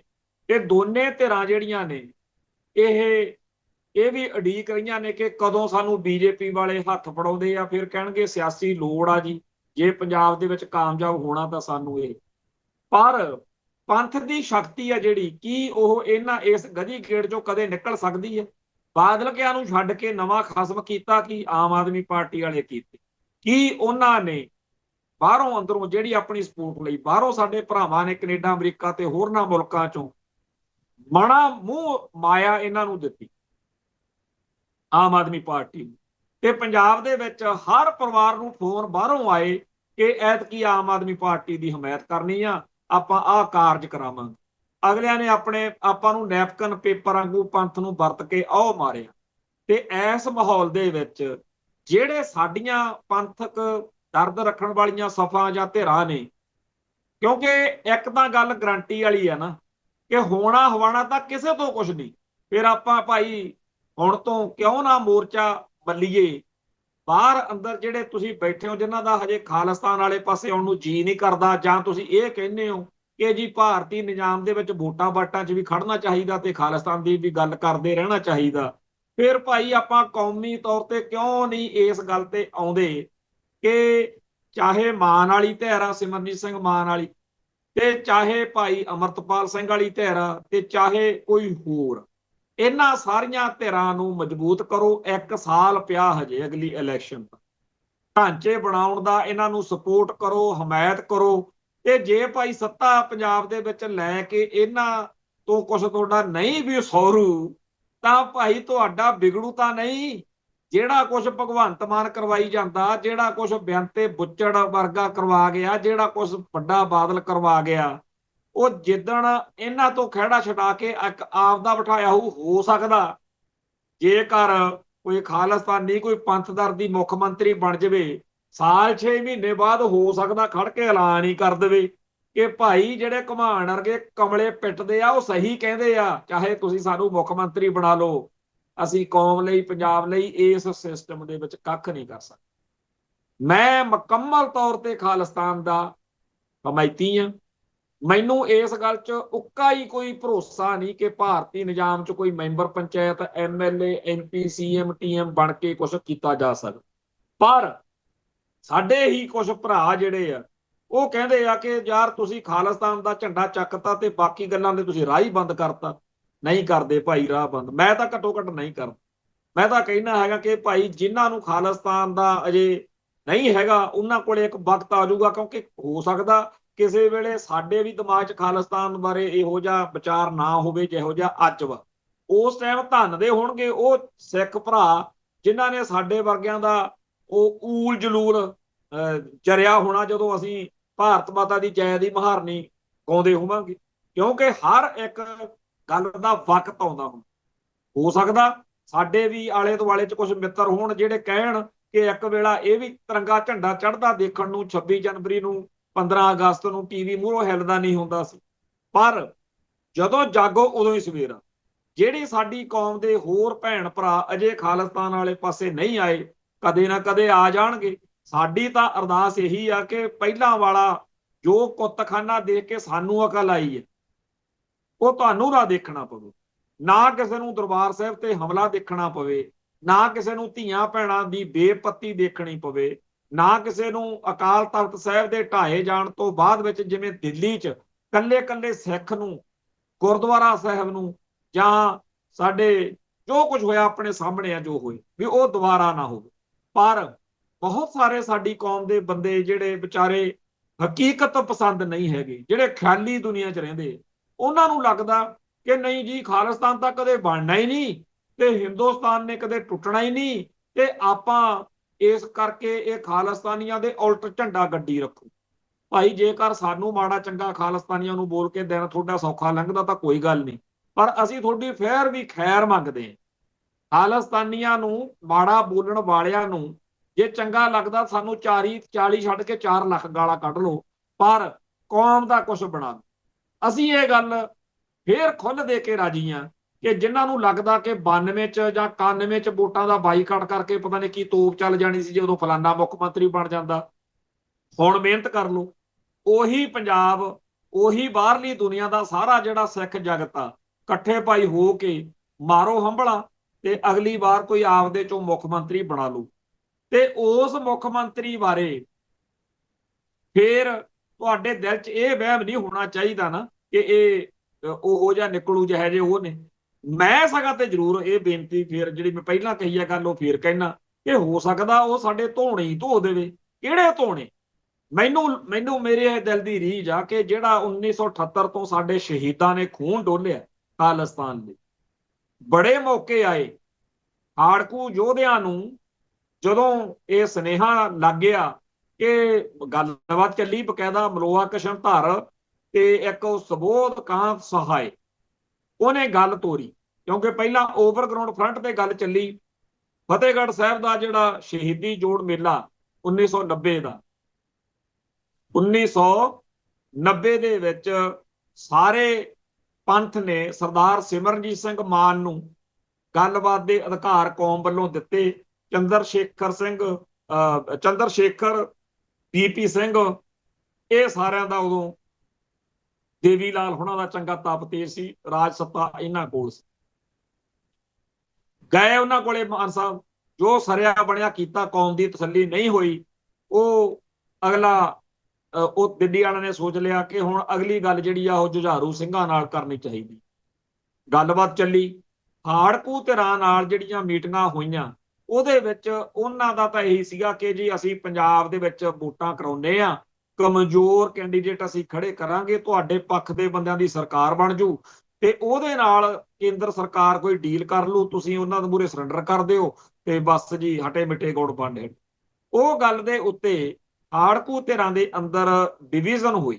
ਇੱਕ ਧਿਰ ਕਹਿੰਦੀ ਸੀ ਕਿ ਆਪਣੀ ਕੌਮ ਦੇ ਵਿੱਚ ਇਹ ਕਨਸੈਪਟ ਆਇਆ ਵਾ, ਗੌਰੇ ਇਤਿਹਾਸ ਵਿੱਚ ਵੀ ਆ, ਦਮਦਮਾ ਕਨਸੈਪਟ, ਜਿਹਦੇ ਅਨੁਸਾਰ ਜਦੋਂ ਕੋਈ ਜੰਗ ਚੱਲ ਰਹੀ ਹੋਵੇ ਵਿੱਚ ਦਮ ਲੈਣ ਲਈ, ਜਿੱਥੇ ਜਿੱਥੇ ਦਮਦਮਾ ਸਾਹਿਬ ਬਣੇ ਹੋਏ ਨੇ, ਜਿੱਥੇ ਜਿੱਥੇ ਗੁਰੂ ਪਾਤਸ਼ਾਹ ਨੇ ਦਮ ਲਿਆ, ਰੁਕੇ, ਠਹਿਰੇ, ਵਿਸ਼ਰਾਮ ਦਿੱਤਾ, ਤਾਂ ਉੱਥੇ ਆਪਾਂ ਇਸ ਗੱਲ ਦੇ ਤਹਿਤ ਇੱਕ ਵਾਰੀ ਲੈ ਲਈਏ, ਕਿਉਂਕਿ ਸਾਡਾ ਇਤਿਹਾਸ ਦੋ ਤਰ੍ਹਾਂ ਦੇ ਨਾਲ, ਇੱਕ ਥਾਂ ਦੇ ਉੱਤੇ ਜ਼ਿਕਰ ਆ ਜਦੋਂ ਦੀਵਾਨ ਕੌੜਾ ਮੱਲ ਜਦੋਂ ਸਾਡੇ ਜਿਹੜੀ ਲਾਹੌਰ ਤੋਂ ਆਈ ਆ ਨਵਾਬੀ, ਤਾਂ ਉਸ ਮੌਕੇ ਇੱਕ ਪਾਸੇ ਤਾਂ ਸਿੰਘਾਂ ਦਾ ਮਤ ਇਹ ਆ ਕਿ ਪਾਤਸ਼ਾਹੀ ਛੋੜ ਕਿਮ ਲੈ ਹੈ ਨਵਾਬੀ, ਪਰਾਧੀਨ ਇਸ ਮਾਹੇ ਖਰਾਬੀ, ਵੀ ਜਿਹਦੇ ਚ ਇਹ ਪਰਾਧੀਨਤਾ ਅਸੀਂ ਕਿਉਂ ਲਈਏ।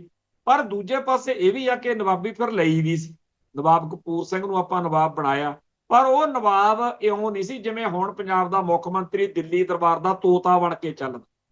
ਉਹ ਨਵਾਬੀ ਆਪਣੇ ਆਪ ਦੇ ਵਿੱਚ ਇੱਕ ਸੋਵਰਨ ਸਟੇਟ ਦੇ ਇੱਕ ਖੁਦਮੁਖਤਿਆਰ ਬਾਦਸ਼ਾਹ ਦੇ ਰੂਪ ਦੇ ਵਿੱਚ ਹੀ ਸੀ।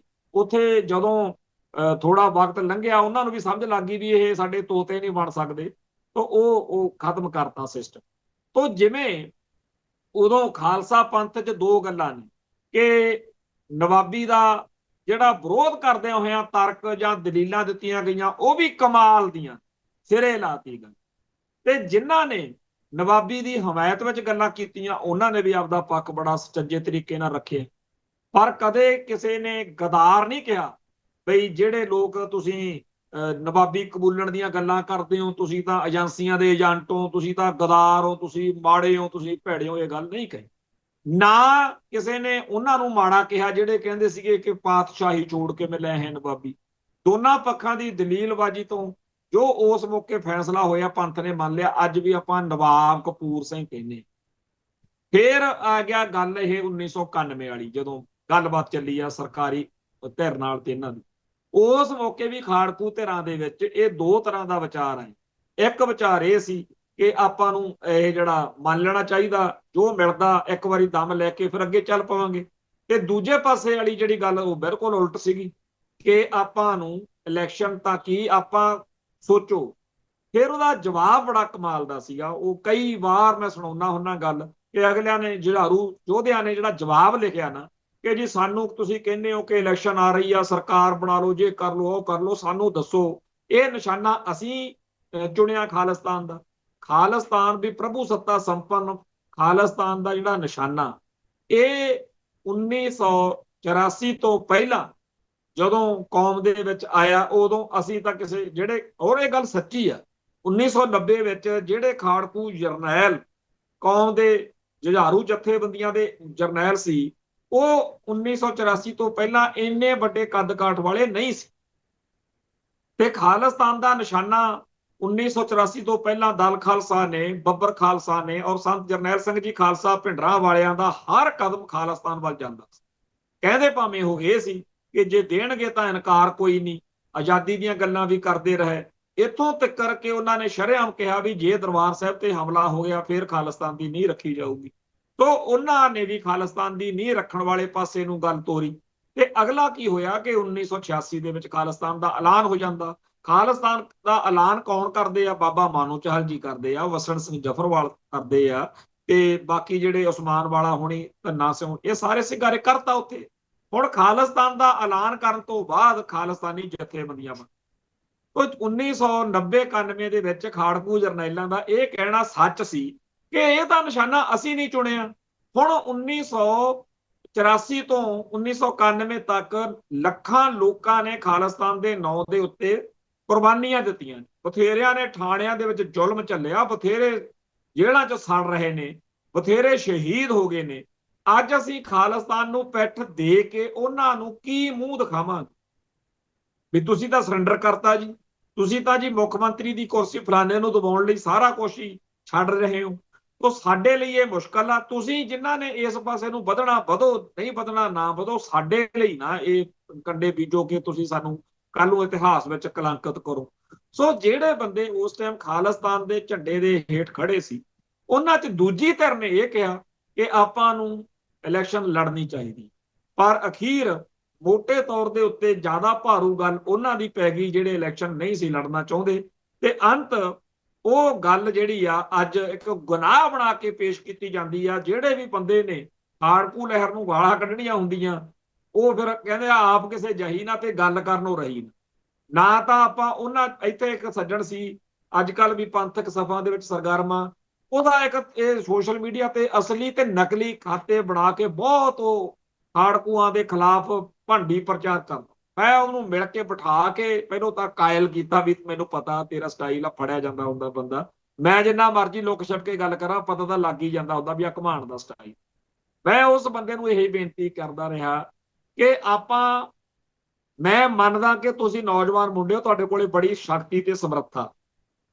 ਦੋ ਤਿੰਨ ਗੱਲਾਂ ਨੇ ਸੱਜਣਾ। ਇੱਕ ਤਾਂ ਇਹ ਗੱਲ ਪੱਕੀ ਆ ਕਿ 1978 ਤੋਂ ਚੱਲੇ ਸੰਘਰਸ਼ ਦੇ ਵਿੱਚ ਜਿਹੜੇ ਯੋਧਿਆਂ ਨੇ ਸੇਵਾਵਾਂ ਨਿਭਾਈਆਂ ਉਹ ਸਾਡੇ ਵਰਗੇ ਹੀ ਸੀ। ਸਾਡੇ ਤੋਂ ਵੱਡੇ ਛੋਟੇ ਭਰਾ ਸੀ, ਉਹਨਾਂ ਤੋਂ ਵੀ ਬਹੁਤ ਸਾਰੀਆਂ ਗਲਤੀਆਂ ਹੋਈਆਂ ਹੋਣਗੀਆਂ, ਉਹਨਾਂ ਤੋਂ ਗਲਤ ਕਦਮ ਚੱਕੇ ਗਏ ਹੋਣਗੇ, ਗਲਤ ਬਿਆਨੀਆਂ ਹੋਈਆਂ ਹੋਣਗੀਆਂ, ਗਲਤ ਫੈਸਲੇ ਹੋਏ ਹੋਣ। ਪਰ ਉਹ ਇੰਡੀਆ ਖਿਲਾਫ ਲੜਦੇ ਹੋਏ ਜਾਂ ਸ਼ਹੀਦ ਹੋ ਗਏ ਜਾਂ ਫੜੇ ਗਏ ਤੇ ਜੇਲ੍ਹਾਂ ਕੱਟ ਕੇ ਅੱਜ ਵਿਚਾਰੇ ਆਪੋ ਆਪਦਾ ਉਦਰ ਪੂਰਤੀ ਲਈ ਕੰਮਕਾਰ ਕਰਦੇ ਆ। ਉਹਨਾਂ ਦੀ ਥਾਂ ਤੇ ਨਵੀਂ ਪੀੜ੍ਹੀ ਆ ਗਈ ਹੈ। ਹੁਣ ਸੱਜਣਾ, ਆਪਾਂ ਉਹਨਾਂ ਦੀ ਕਰਤਾਰ ਕੁਸ਼ੀ ਕਰਕੇ ਉਹਨਾਂ ਨੂੰ ਦੁਨੀਆ ਦੀ ਨਜ਼ਰ 'ਚ ਮਾੜੇ ਦਿਖਾ ਕੇ ਖੱਟਾਂਗੇ ਕੀ? ਹੁਣ ਇੱਥੇ ਮੇਰਾ ਜਿਹੜਾ ਤਰਕ ਸੀ ਉਹਦੇ ਸਾਹਮਣੇ ਉਹ ਬੰਦਾ ਮੰਨਦਾ ਸੀ ਵੀ ਹਾਂ, ਮੈਂ ਕਿਹਾ ਜੀ ਵੱਡੇ ਘੱਲੂਘਾਰੇ ਤੇ ਛੋਟੇ ਘੱਲੂਘਾਰੇ ਵਿੱਚ ਕੌਮ ਦਾ ਨੁਕਸਾਨ ਬੜਾ ਹੋਇਆ ਸੀ। ਜਿਵੇਂ ਅੱਜ ਕਿਹਾ ਜਾਂਦਾ ਕਿ ਜੀ ਦਰਬਾਰ ਸਾਹਿਬ ਦੇ ਵਿੱਚ ਜਾਂ ਬਾਅਦ ਵਿੱਚ ਚੋਣਾਂ ਦਾ ਬਾਈਕਾਟ ਕਰਕੇ ਨੁਕਸਾਨ ਬੜਾ ਹੋ ਗਿਆ। ਪਰ ਵੱਡੇ ਘੱਲੂਘਾਰੇ ਤੇ ਛੋਟੇ ਘੱਲੂਘਾਰੇ ਤੋਂ ਬਾਅਦ ਅੱਜ ਤੱਕ ਕਦੇ ਮੈਂ ਨਹੀਂ ਦੇਖਿਆ ਵੀ ਉਸ ਟਾਈਮ ਦੇ ਜਰਨੈਲਾਂ ਨੂੰ ਕਿਸੇ ਨੇ ਕਿਹਾ ਹੋਵੇ ਇਹ ਤਾਂ ਅਬਦਾਲੀ ਨਾਲ ਰਲੇ ਹੋਏ ਸੀ, ਇਹ ਤਾਂ ਲਖਪਤ ਰਾਏ ਨਾਲ ਰਲੇ ਹੋਏ ਸੀ, ਇਹਨਾਂ ਨੇ ਉੱਥੇ ਸਾਰੇ ਦੀਨਾ ਆਪਣੇ ਇਹ 'ਚ ਇਕੱਠੇ ਕਰ ਲਏ, ਕਾਨੂੰਨ ਛੰਭ 'ਚ ਇਹਨਾਂ ਨੇ ਮਰਵਾ ਤੇ ਇਹਨਾਂ ਨੇ ਫਲਾਨੇ ਨੂੰ। ਮਤਲਬ ਦੇਖੋ ਬਈ ਜੇਕਰ ਖਾੜਕੂ ਲਹਿਰ ਜਿਹੜੀ ਆ ਉਹਦੇ ਖਿਲਾਫ ਬੋਲਣ ਅਗੇ ਜੀ ਇਹਨਾਂ ਨੇ ਬਾਈਕਾਟ ਕਰਾ ਕੇ ਕੇਪੀ ਉਹਨੂੰ ਬੇਅੰਤੇ ਬੁੱਚੜ ਨੂੰ ਸੱਤਾ 'ਚ ਲੈ ਕੇ ਏਡੀ ਘਿਨਾਉਣੀ ਤੇ ਨੀਚ ਗੱਲ। ਇਹ ਠੀਕ ਆ, ਮੰਨ ਲੈਂਦੇ ਆ ਤੁਹਾਡੀ ਗੱਲ ਕਿ ਕਿਸੇ ਨੇ ਸੱਤਾ 'ਚ ਆਉਣਾ ਸੀ ਤੇ ਉਹ ਬੇਅੰਤ ਸਿੰਘ ਆ ਗਏ, ਪਰ ਬੇਅੰਤ ਸਿੰਘ ਨੂੰ ਉਹ ਖਾੜਕੂ ਸੱਤਾ 'ਚ ਲਿਆਉਣਾ ਚਾਹੁੰਦੇ ਸੀ। ਉਹਨਾਂ ਦੀ ਗੱਲ ਨਾਲ ਅਸਹਿਮਤ ਹੋਣ ਦਾ ਹੱਕ ਸਭ ਨੂੰ, ਆਲੋਚਨਾ ਵੀ ਕਰ ਲਓ, ਪਰ ਭੰਡੀ ਪ੍ਰਚਾਰ। ਹੁਣ ਜਿਹੜੇ ਜਿਉਂਦੇ ਨੇ ਉਹ ਚਲੋ ਆਪਦਾ ਜਵਾਬ ਆਪ ਦੇ ਲੈਣਗੇ। ਬਹੁਤੇ ਤਾਂ ਜੁਝਾਰੂ ਜਿਹੜੇ ਵਿਚਾਰੇ ਨੇ ਉਹ ਥੱਕੇ ਟੁੱਟੇ। ਇੱਕ ਤਾਂ ਇਸ ਉਮਰ 'ਚ ਉਹਨਾਂ ਨੂੰ ਕੌਮ ਦੀ ਲੋੜ ਸੀ ਤੇ ਇਸ ਟਾਈਮ ਸਾਡੇ ਬੰਦਿਆਂ ਨੇ ਕੰਮ ਲੱਭ ਲਿਆ ਉਹਨਾਂ ਨੂੰ ਗਾਲਾਂ ਕਢਾਉਣੀਆਂ। ਅਗਲਾ ਕਹਿੰਦਾ ਛੱਡੋ ਯਾਰ, ਸੋਸ਼ਲ ਮੀਡੀਆ ਦਾ ਖਹਿੜਾ, ਰਾਮ ਨਾਮ ਦੇ ਘਰੇ ਬੱਚੇ ਪਾਲੋ। ਜਿਸ ਕੌਮ ਲਈ ਛਿੱਤਰ ਖਾਦੇ, ਅੱਜ ਦੁੱਕੀ ਦਾ ਛੋਕਰੂ ਜਿਹਾ ਉੱਠ ਕੇ ਸਾਨੂੰ ਗੱਦ ਬਕਣ ਲੱਗਿਆ ਹੁੰਦਾ ਵੀ ਤੁਸੀਂ ਤਾਂ ਗੰਦੇ ਹੋ, ਤੁਸੀਂ ਤਾਂ ਮਾੜੇ। ਮੈਂ ਇੱਥੇ ਬਾਬਾ ਤੇਗਾ ਸਿੰਘ ਇੱਕ ਨਾਵਲ ਆ ਮਾਸਟਰ ਤਾਰਾ ਸਿੰਘ ਦਾ, ਜਿਹੜਾ ਮਹਾਰਾਜਾ ਰਣਜੀਤ ਸਿੰਘ ਦੀ ਫੌਜ ਦਾ ਇੱਕ ਸਿਪਾਹੀ ਆ ਤੇ ਬਾਅਦ ਵਿੱਚ ਉਹ ਲਿਖਦਾ ਕਿ ਅੱਜ ਦੁੱਕੀ ਤਿੱਕੀ ਦੇ ਬਾਹਮਣ ਬਾਣੀਏ ਉੱਠ ਕੇ ਸਾਡੀਆਂ ਦਾੜੀਆਂ ਪੱਟਦੇ ਨੇ, ਕਿਉਂਕਿ ਅਸੀਂ ਉਵੇਂ ਹੀ ਜਿਹੜੇ ਖਾੜਕੂ ਸੰਘਰਸ਼ ਦੇ ਵਿੱਚੋਂ ਬਚੇ ਖੁਚੇ ਸਿੰਘ ਨੇ ਪਿੰਡਾਂ 'ਚ ਆਮ ਸਧਾਰਨ, ਉਹ ਬੜਾ ਦੁਖੀ ਨੇ, ਕਿਉਂਕਿ ਆਪਦੇ ਧੀਆਂ ਪੁੱਤਾਂ ਨੂੰ, ਪੁੱਤ ਭਤੀਜਿਆਂ ਨੂੰ ਕੀ ਕਹਿਣ ਕਿ ਆਹ ਕੌਮ ਸੀ ਜਿਹਦੇ ਲਈ ਅਸੀਂ ਘਰਾਂ ਚੋਂ ਨਿਕਲੇ ਸੀ। ਜਿਹੜੇ ਬੰਦੇ ਨੇ ਕੁਝ ਕੀਤਾ ਕਤਰਿਆ ਉਹ ਕੋਈ ਆਲੋਚਨਾ ਕਰੇ ਤਾਂ ਸਮਝ ਵੀ ਆਉਂਦੀ ਆ, ਜਿਹਨੂੰ ਪਤਾ ਹੀ ਨਹੀਂ ਕੁਝ ਵੀ ਕਿੰਨੀਆਂ ਜਥੇਬੰਦੀਆਂ ਸੀ, ਕਿਹਨੇ ਕੀ ਕੀਤਾ, ਕਿਉਂ ਕੀਤਾ, ਉਹ ਉੱਠ ਕੇ ਗਾਲਾਂ ਕੱਢਣ ਲੱਗਿਆ ਹੁੰਦਾ। ਖੈਰ, ਹੁਣ ਗੱਲ ਇਹ ਹੈ ਕਿ ਕੌਮਾਂ ਦੇ ਇਤਿਹਾਸ ਵਿੱਚ ਬੜੀ ਵਾਰ ਹੋ ਜਾਂਦਾ ਕਿ ਆਹ ਸਟੈਪ ਇਉਂ ਚੱਕਣਾ ਸੀ ਤੇ ਐਂ ਹੋ ਗਈ। ਹੁਣ ਪਾਣੀਪਤ ਦੀ ਲੜਾਈ ਕੌਣ ਹਾਰਿਆ? ਜਿਹੜਾ ਹਾਰਿਆ ਉਹ ਚਾਹੁੰਦਾ ਸੀ ਮੈਂ ਹਾਰ ਜਾ, ਜਾਂ ਦੁਨੀਆ ਭਰ ਦੇ ਵਿੱਚ ਨੈਪੋਲੀਅਨ ਜਾਂ ਕੋਈ ਵੀ ਜਰਨੈਲ ਆ ਜਿਹੜਾ ਉਹ ਚਾਹੁੰਦਾ ਹੁੰਦਾ ਕਿ ਮੈਂ ਹਾਰ ਜਾ।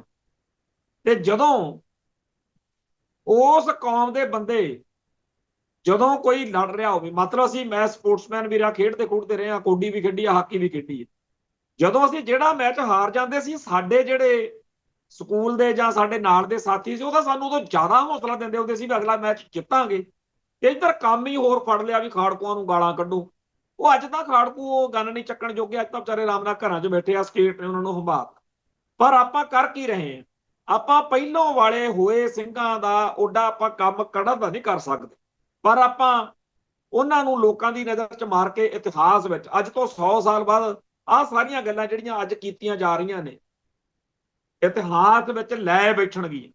ਮੈਂ ਇੱਕ ਗੱਲ ਕਹਿਣੀ ਚਾਹੁੰਦਾ, ਸਰਦਾਰ ਜੱਸਾ ਸਿੰਘ ਆਹਲੂਵਾਲੀਆ ਤੇ ਸਰਦਾਰ ਜੱਸਾ ਸਿੰਘ ਰਾਮਗੜੀਆ, ਦੋਨਾਂ ਦੀ ਤਕਰਾਰ ਹੁੰਦੀ ਰਹੀ, ਦੋਨਾਂ ਨੇ ਇੱਕ ਦੂਜੇ ਦੇ ਖਿਲਾਫ ਕਾਫੀ ਕੁਝ ਕੀਤਾ। ਪਰ ਅੱਜ ਸਾਡੇ ਲਈ ਸਰਦਾਰ ਜੱਸਾ ਸਿੰਘ ਆਹਲੂਵਾਲੀਆ ਵੀ ਸਤਿਕਾਰਯੋਗ ਆ, ਸਰਦਾਰ ਜੱਸਾ ਸਿੰਘ ਰਾਮਗੜੀਆ ਵੀ ਸਤਿਕਾਰਯੋਗ। 200 ਸਾਲ ਬਾਅਦ ਇਤਿਹਾਸ ਇੱਥੇ ਆ। ਇਵੇਂ ਹੀ ਆ ਜਿਹੜਾ ਦੌਰ ਚੱਲ ਰਿਹਾ, ਇਹਦੇ ਵਿੱਚ ਕੌਮ ਦੀ ਸੇਵਾ 'ਚ ਆਉਣ ਵਾਲੇ ਹਰ ਬੰਦੇ ਤੋਂ ਗਲਤੀਆਂ ਗੜਬੜਾਂ ਹੋਣਗੀਆਂ। ਜਿਹੜੇ ਅੱਜ ਆਏ ਹੋਏ ਨੇ ਇਹਨਾਂ ਤੋਂ ਵੀ ਹੋ ਸਕਦੀਆਂ ਗਲਤੀਆਂ, ਪਰ ਅੱਜ ਨਹੀਂ ਲੋਕਾਂ ਨੂੰ ਲੱਗਣਾ ਹੈਗਾ ਜਿਵੇਂ ਮੈਂ ਜੇ ਅੱਜ ਚੌਧਰੀ ਆ ਨਾ, ਅੱਜ ਮੈਨੂੰ ਲੱਗਣਾ ਕਿ ਮੈਂ ਤਾਂ ਦੁੱਧ ਧੋਤਾ ਤੇ ਮੇਰੇ ਸਾਥੀਆਂ ਨੂੰ ਲੱਗਣਾ ਕਿ ਫਲਾਣੇ ਸਾਰੇ ਗਲਤ ਨੇ। ਭਾਈ ਇਹ ਤਰੀਕਾਕਾਰ ਠੀਕ ਨਹੀਂ ਹੈ। ਇਤਿਹਾਸ ਕਦੇ ਕਿਸੇ ਨੂੰ ਬਖਸ਼ਦਾ ਨਹੀਂ। ਇਤਿਹਾਸ ਨੇ ਘੇਰ ਲੈਣਾ, ਜਿੱਥੇ ਹਾਂ ਹੁੰਦੀ ਆ ਕਿਸੇ ਬੰਦੇ ਦੀ ਉਹ ਇਤਿਹਾਸ ਦੇ ਦਿੰਦਾ। ਗਦਾਰ ਨੂੰ ਕਦੇ ਵੀ ਸਰਦਾਰੀ ਵਾਲਾ ਮਾਣ ਨਹੀਂ ਮਿਲਣਾ ਤੇ ਸਰਦਾਰ ਨੂੰ ਕਦੇ ਕਿਸੇ ਨੇ ਗਦਾਰ ਨਹੀਂ ਕਹਿਣਾ। ਹੁਣ ਜਦੋਂ ਅਸੀਂ ਬੀਤੇ ਦੌਰ ਤੋਂ ਸਿੱਖਣਾ ਹੋਵੇ, ਕਹਿੰਦੇ ਨਾ ਬਵਾਣੀਆਂ ਕਹਾਣੀਆਂ, ਤੇ ਮੈਂ ਤਾਂ ਸਿੱਧੀ ਜੀ ਗੱਲ ਕਹਿਣਾ ਕਿ ਬਾਬਾ ਬੰਦਾ ਸਿੰਘ ਬਹਾਦਰ ਜਦੋਂ ਚਰਨ ਸਿੰਘ ਆਲਮਗੀਰ ਦਾ ਸੁਣਦੇ ਹੁੰਦੇ ਸੀ, ਲੋਹਗੜ੍ਹ ਦੇ ਵਿੱਚ ਘੇਰਾ ਪੈ ਗਿਆ ਕਲਗੀਧਰ ਦੇ ਸ਼ੇਰਾਂ ਨੂੰ। ਕੀ ਬਾਬਾ ਬੰਦਾ ਸਿੰਘ ਬਹਾਦਰ ਚਾਹੁੰਦਾ ਸੀਗਾ ਕਿ ਗੁਰਦਾਸ ਨੰਗਲ ਦੀ ਗੜੀ ਚੋਂ ਮੈਂ ਫੜਿਆ ਜਾਵਾਂ ਤੇ ਮੇਰੇ ਬੱਚਿਆਂ ਨਾਲ ਮੇਰੀ ਸਾਰੀ ਜਿਹੜੀ ਸਿੰਘ ਸ਼ਕਤੀ ਆ ਇਹਦਾ ਸਾਰਾ ਘਾਣ ਹੋ ਜੇ? ਪਰ ਉਵੇਂ ਹੋਇਆ। ਉਸ ਫੈਸਲੇ ਦੇ ਉੱਤੇ ਉਹਨੇ ਭਾਣਾ ਮੰਨ ਕੇ ਅੱਜ ਸਾਡੀ ਕੌਮ ਦਾ ਜਰਨੈਲ। ਇਵੇਂ ਹੀ ਮਹਾਰਾਜਾ ਰਣਜੀਤ ਸਿੰਘ ਦਾ ਇਤਿਹਾਸ ਪੜ੍ਹੋ, ਮਾਣ ਕਰਦੇ ਆ ਨਾ ਕਿ ਏਡਾ ਸ਼ਾਨਦਾਰ ਰਾਜ ਸੀ, ਪਰ ਉਹ ਰਾਜ ਕਾਇਮ ਕਰਨ ਤੋਂ ਪਹਿਲਾਂ ਜੋ ਕੁਝ ਸਿੱਖ ਮਿਸਲਾਂ ਨਾਲ ਬਾਕੀ ਸਰਦਾਰਾਂ ਨਾਲ ਵਾਪਰਿਆ, ਜੇ ਉਵੇਂ ਦੇਖੀਏ।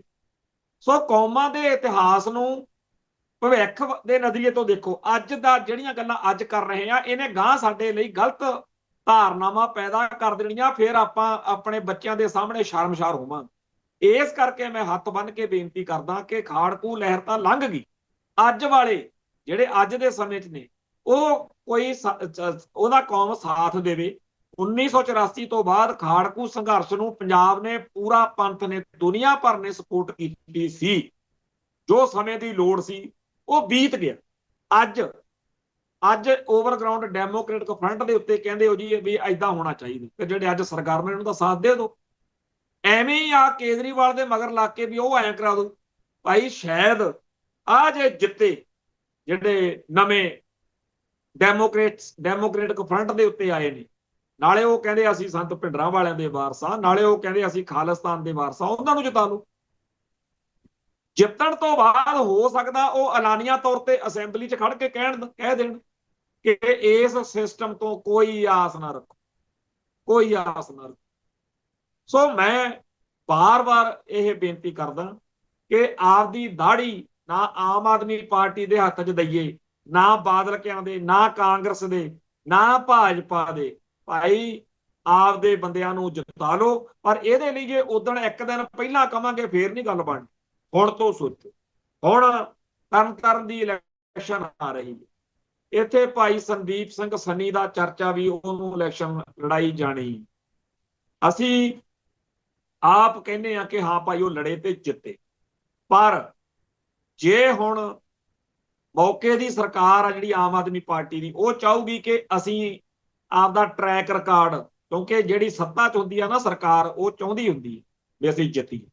ਤੇ ਦੂਜੇ ਪਾਸੇ ਬਾਦਲ ਦਲ ਵਾਲੇ ਵੀ ਚਾਹਣਗੇ ਕਿ ਐਤਕੀ ਘੱਟੋ ਘੱਟ ਇੱਥੋਂ ਇਹ ਹਾਰ ਜਾਵੇ, ਜਿਹੜਾ ਆਮ ਆਦਮੀ ਪਾਰਟੀ ਦਾ ਕੈਂਡੀਡੇਟ। ਹਰੇਕ ਪਾਰਟੀ ਉਹਨੂੰ ਦੂਜੀ ਹਰਾਉਣਾ ਚਾਹੂਗੀ, ਵਿਰੋਧੀ ਪਾਰਟੀ ਆਮ ਆਦਮੀ ਪਾਰਟੀ ਜਿੱਤਣਾ ਚਾਹੂਗੀ। ਇਸ ਗੱਲ ਨੂੰ ਮੁੱਖ ਰੱਖ ਕੇ ਭਾਈ ਸੰਦੀਪ ਸਿੰਘ ਸਨੀ ਨੂੰ ਹਰ ਇੱਕ ਬੰਦੇ ਨੇ ਅਪਰੋਚ ਕਰਨੀ। ਬਾਦਲ ਕਿਆ ਨੇ ਆਪਦੇ ਹਿਸਾਬ ਨਾਲ ਕਰਨੀ ਆ, ਕਾਂਗਰਸ ਨੇ ਆਪਦੇ ਹਿਸਾਬ ਨਾਲ ਕਰਨੀ ਆ, ਤੇ ਆਮ ਆਦਮੀ ਪਾਰਟੀ ਨੇ ਆਪਦੇ ਹਿਸਾਬ ਨਾਲ ਕਰਨੀ।